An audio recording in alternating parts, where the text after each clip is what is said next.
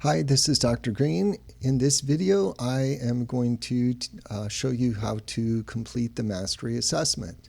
So the first thing that you'll need to do is download this program, Jamovi, from jamovi.org. There are both Windows and Mac versions of this, and you may have to do a Google search to get to the Mac version. They also have a cloud version, but I wouldn't recommend using that. So download and install that program. Don't use the current version. Use the solid version that has the bugs worked out. And then use the program to open this data file that is linked in the mastery assessment. So mastery assessment analysis data. And what this data is a random sampling from the Framingham Heart data. So this was a longitudinal cohort study where they collected thousands and thousands of pieces of data from individuals and then added to that over a long period of time.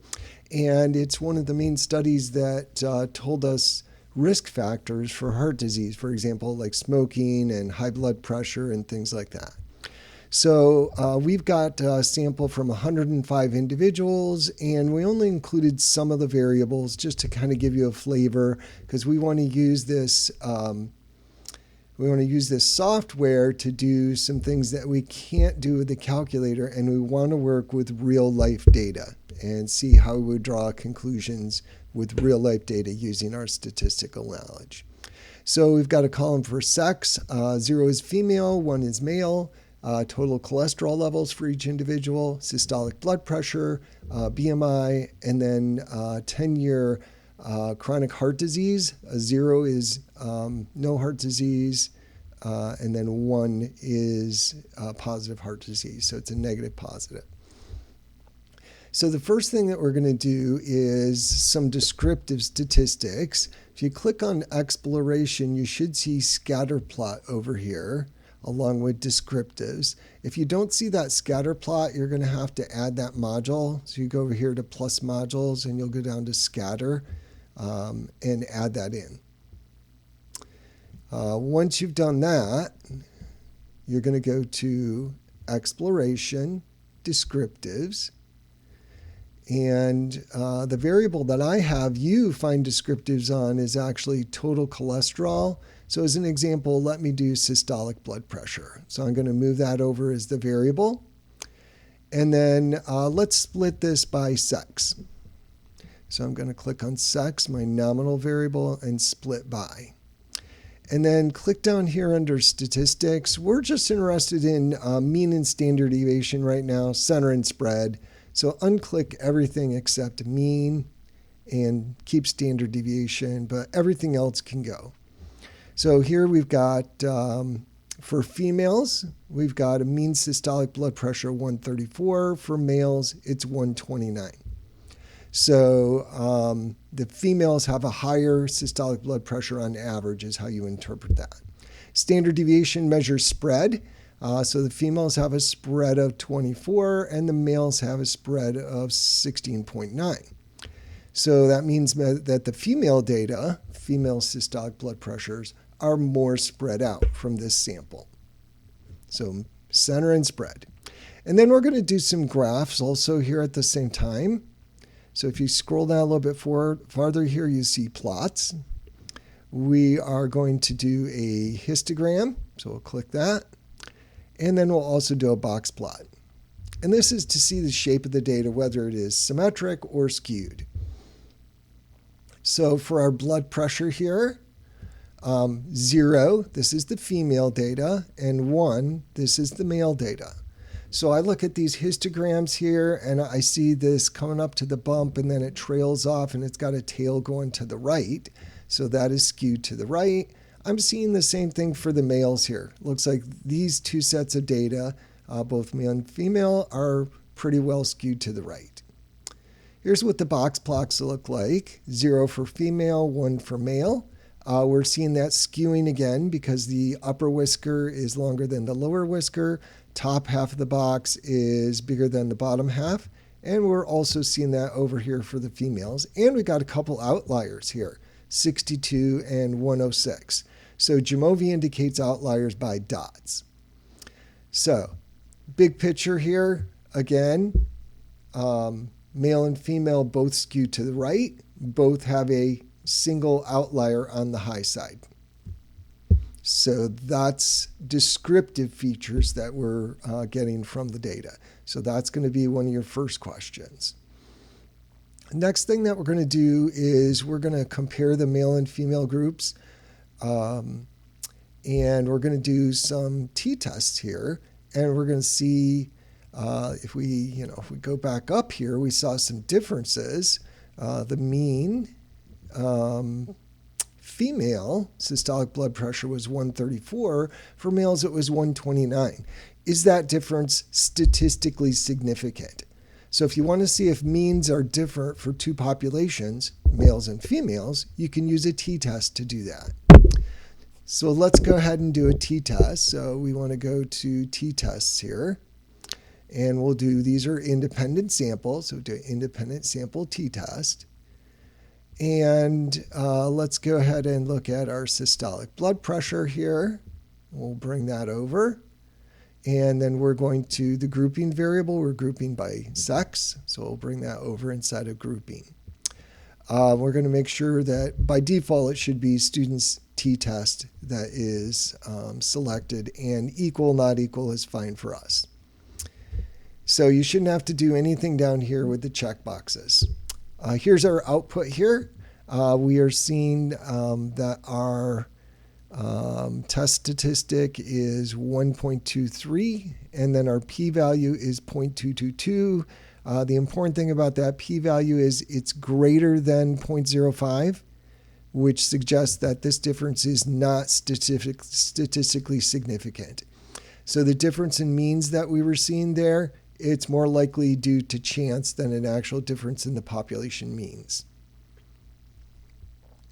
So we can do the same thing for the other variables. So let's go ahead and do that. Now notice here, if you take systolic blood pressure and you move it back over, and you take cholesterol and move it back over here, it just replaces this output with a new table. So what you want to do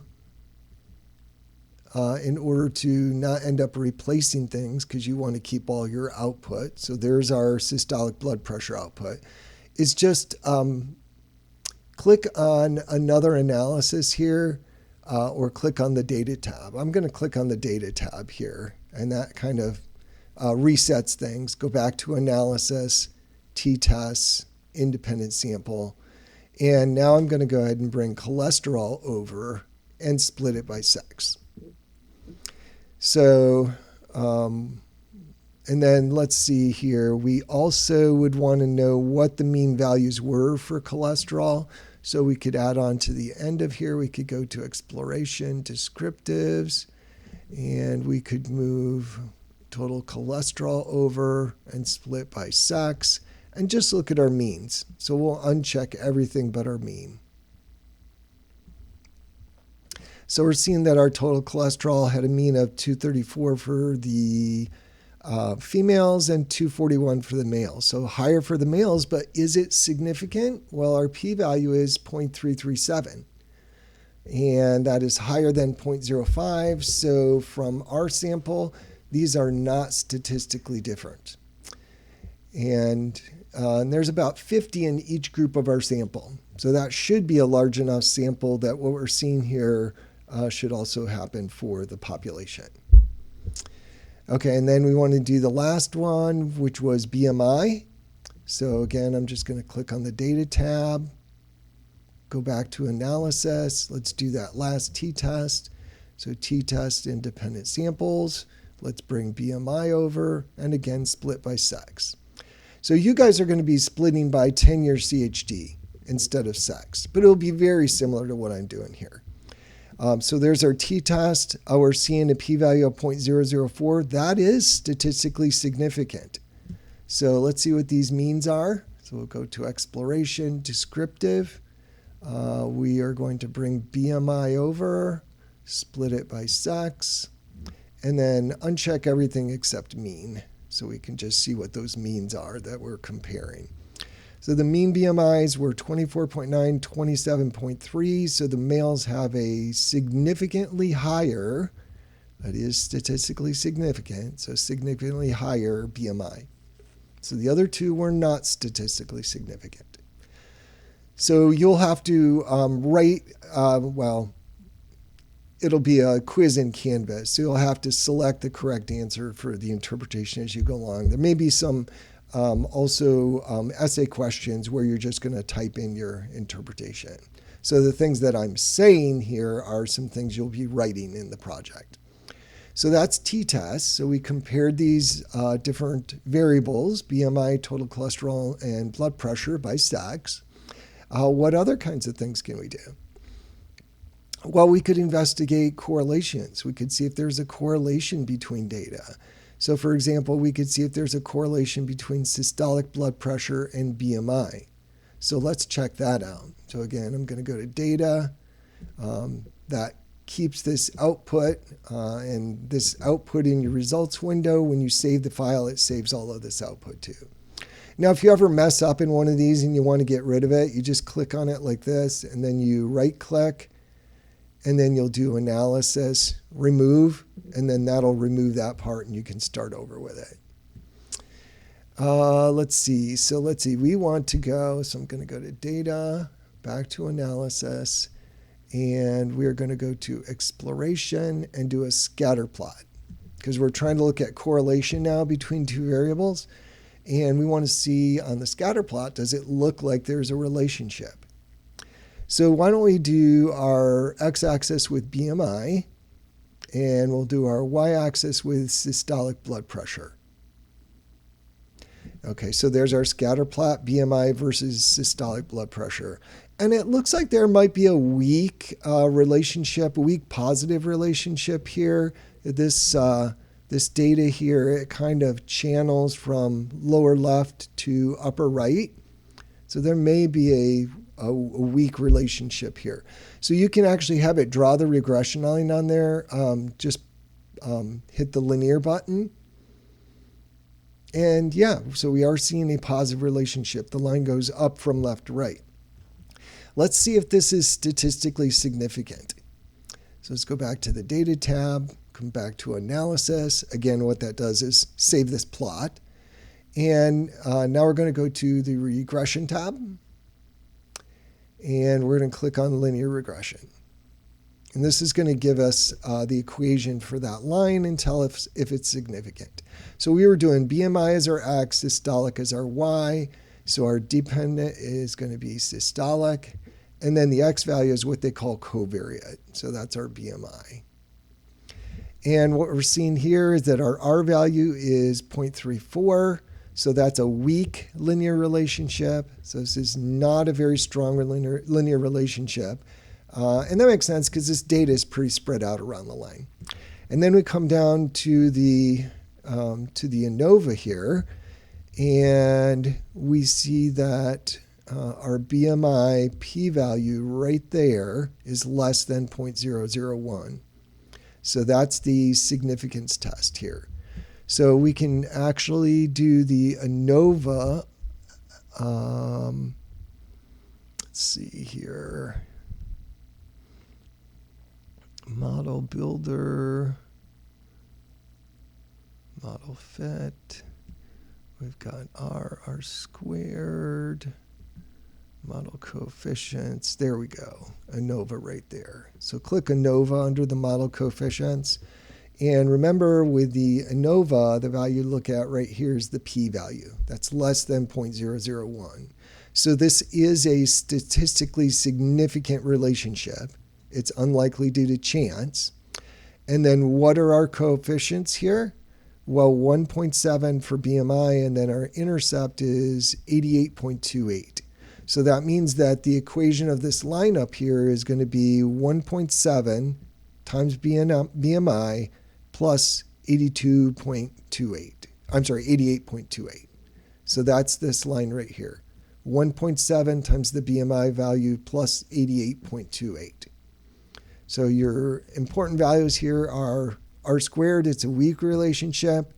It is statistically significant, that p-value right there. And then these are the coefficients in the model. This is the coefficient of BMI, which is your x variable. And then this is your y-intercept. y equals mx plus b. So here's your m, here's your b. And I'm just plugging into mx plus b. So, and then again, so the things that I've been saying about this is statistically significant, it's a weak linear relationship, here's the equation of the line.